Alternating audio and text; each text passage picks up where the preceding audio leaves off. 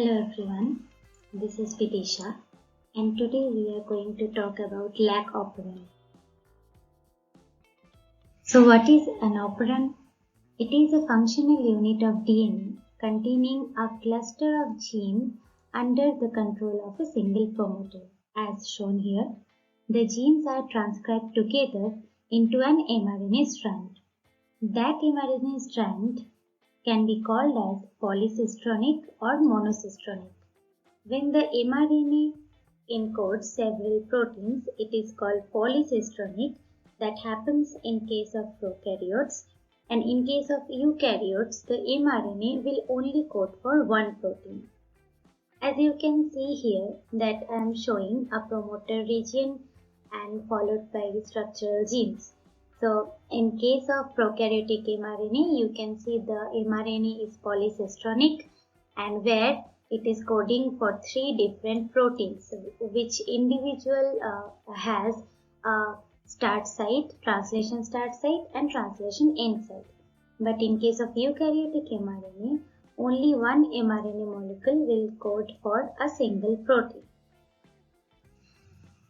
The expression of certain factors allow the coordinated transcription of single set of gene that is called operon or different set of genes called regulin by a single RNA polymerase.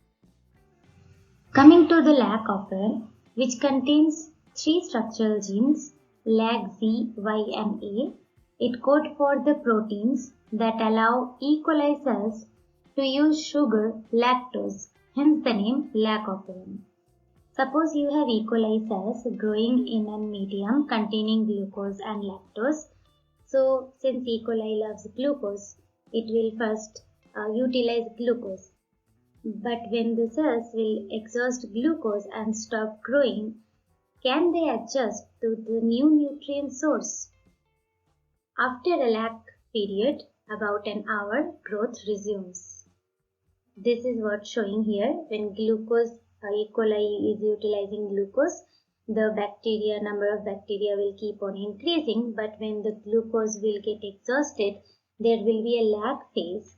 After that, bacteria will start utilizing lactose. So what they do in this lag phase? During the lag phase, they turn on LAC operon and beginning to accumulate enzymes that they need to metabolize lactose. This growth curve is called dioxic growth curve. Now, what are these enzymes? What are these enzymes functions? So the first one is galactoside permease. So the bacteria need an enzyme to transport the lactose into the cell. Second enzyme is beta-galactosidase. So the cells need an enzyme to break lactose into galactose and glucose. The enzyme is beta-galactosidase for that. And the third enzyme is galactoside transacetylase, an enzyme that transfers an acetyl group from acetyl-CoA to galactosides, but the function of which is still unclear.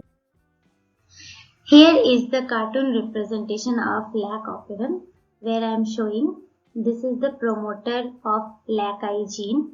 LAC-I gene codes for LAC repressor protein, and this promoter will work for the structural genes where when RNA polymerase will bind, they will transcribe into a polycistronic mRNA, and from there the three enzymes will be formed. This is to tell you that repressor protein is an allosteric protein, to which when a single molecule binds to this allosteric protein, it changes the conformation of the protein in a remote site so that it alters the interaction with the second molecule. Now let's see what happens if lactose is not present. At that time, LAC-I gene will code for repressor protein, which is a monomer, which now can form tetramer to bind to the operator region. Now RNA polymerase can bind to the promoter but cannot transcribe the structural genes. So no mRNA and no protein. and the operand is repressed.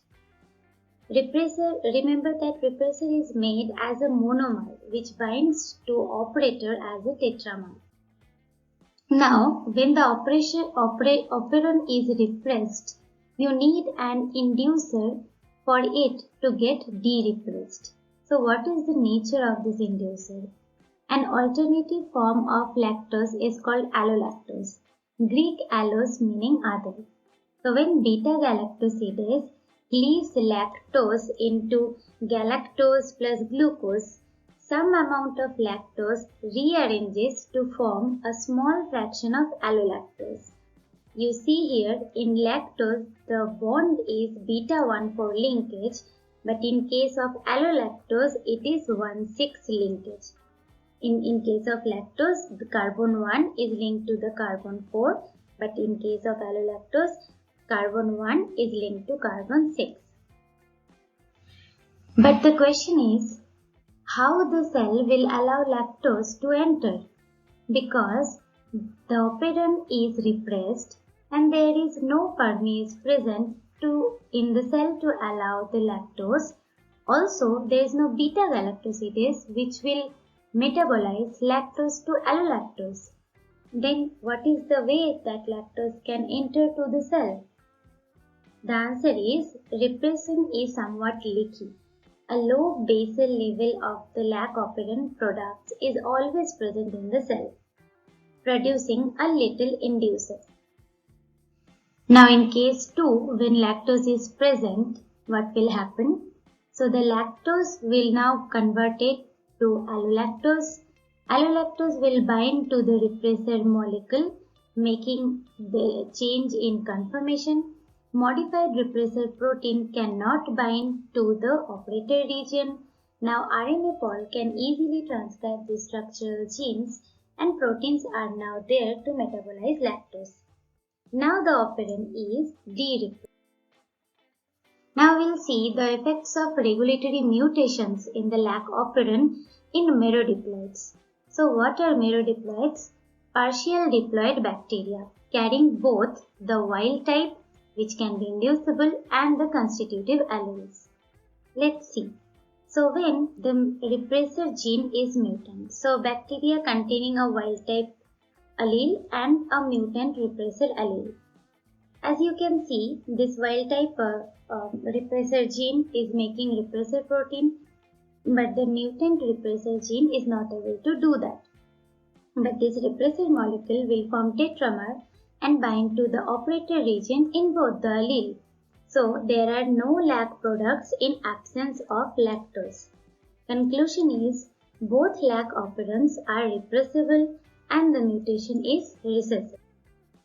In case of mutant operator, so from a lac repressor gene is coding for repressor protein which can form tetramer binding to the wild type operator but not able to bind to the mutant operator. In this case, no lac products are formed in absence of lactose, but in case of the mutant operand, lac products are formed in absence of lactose. One lac operand is non-repressible, this one, and the mutation is cis-dominant. Remember, because only the operand connected to the mutant operator is affected, this mutation is called cis-dominant. Now we'll see when mutant repressor cannot bind the inducer. In case of wild type, it is coding for wild type repressor and the mutant repressor gene coding for a mutant repressor which cannot bind to the inducer. So these both together will form a tetramer and bind to the operator region. Now, inducer allolactose cannot bind to this mutant repressor molecule. So this tetramer is able to bind to the operator and no lac products in presence or absence of lactose. So both the lac operands are uninducible and mutation is cis and transdominant. You see, the operand connected to the mutant repressor gene is affected. This mutation is cis-dominant, and the operand connected to the wild-type repressor gene is also affected by the mutant repressor protein. So this mutation is also trans-dominant. Now in case of mutant repressor protein which cannot bind the operator, that means the repressor protein has mutation in the DNA binding domain. So you can see wild type is forming repressor protein and the mutant is also getting formed. They form the tetramer. They cannot bind to the operator because if the mutation is in the DNA binding domain. Now the LAC products are formed from both the allele. So LAC products are there in absence of lactose in this case. So both LAC operands are non-repressible and mutation is dominant. Coming to the positive control of the LAC operand, where you will see that a bind activator protein along with a small molecule interacts with RNA polymerase and activates the transcription. Now glucose is metabolized directly by glycolysis, which is a preferred energy source in E. coli. Now when glucose is present, LAC operand is inactive or repressed. Now what is the good product or catabolite that bacteria gets after metabolizing glucose? Is that the product responsible for the repression of LAC operand? The answer is yes, which is called catabolite repression. So when glucose is low, a substance will sense that, and that substance will then lead to the activation of LAC operand. In result of that, genes involved in the lactose metabolism will get transcribed. Now in lower glucose condition, ATP will be also low, which leads to the activation of adenylyl cyclase enzyme, which is an 12-pass membrane-bound enzyme, cytoplasmic domain of which leads to the catalyze this reaction, conversion of ATP to cyclic AMP.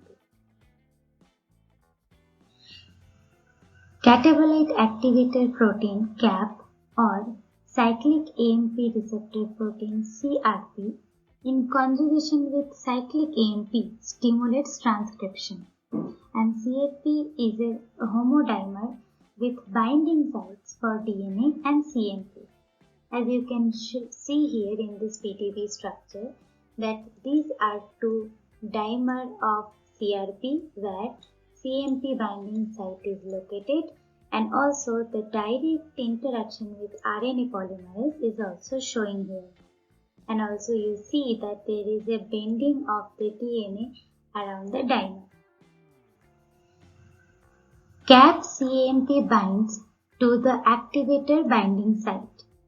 It recruits RNA polymerase to the adjacent LAC promoter to form a closed promoter complex, which converts to an open promoter complex.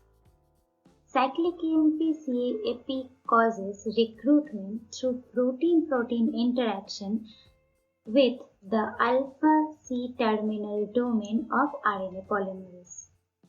CAP-CMP also leads to the bending of the target DNA by about 100 degrees. Now, there is a question for you. Will mutation or deletion of a C-terminal domain have any effect in transcription stimulation by CAP or CMP?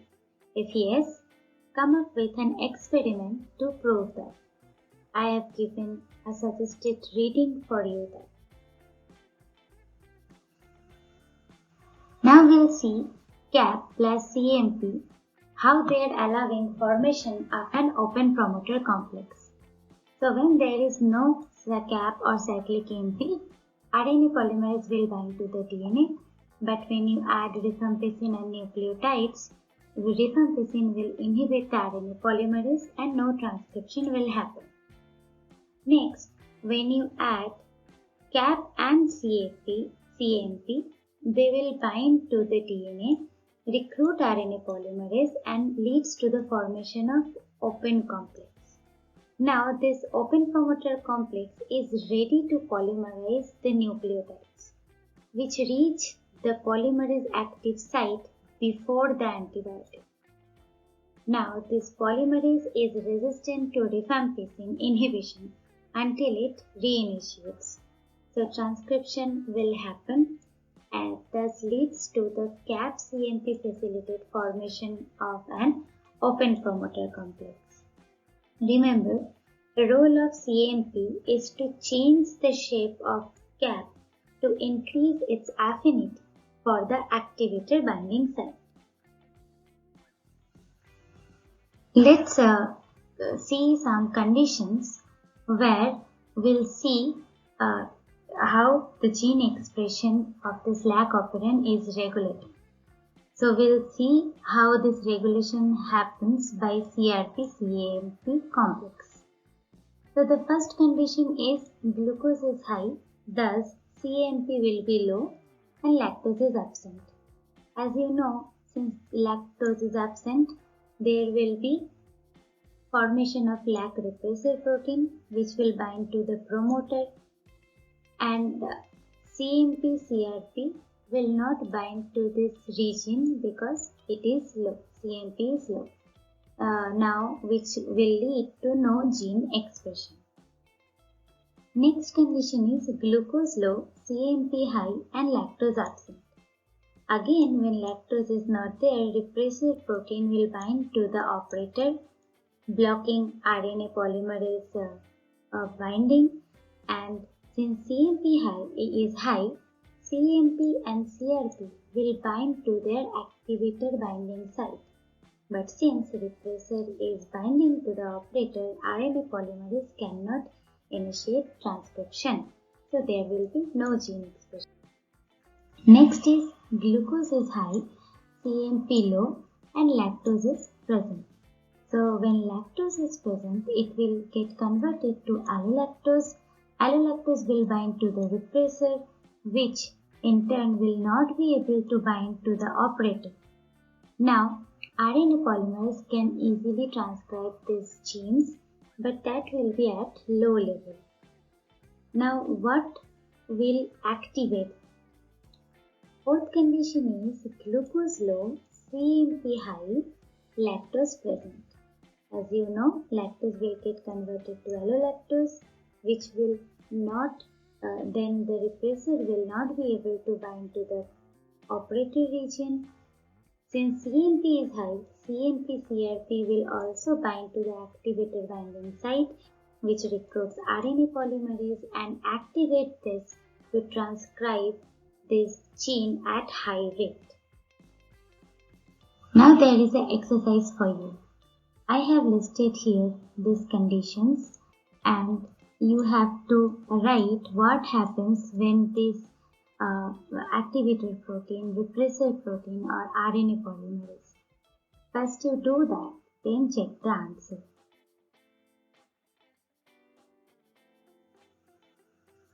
Apart from allolactose, there are other inducers available, which is one of the most famous one is isopropyl thiogalactoside.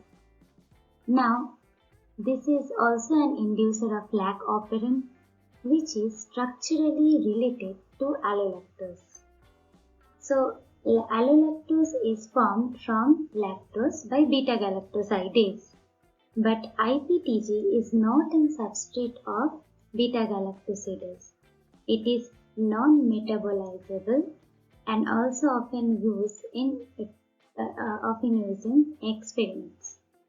Remember that substrate of beta-galactosidase are not inducers.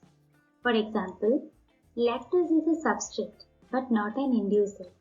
Allolactose is an inducer but not a substrate. What is the advantage of using IPTG?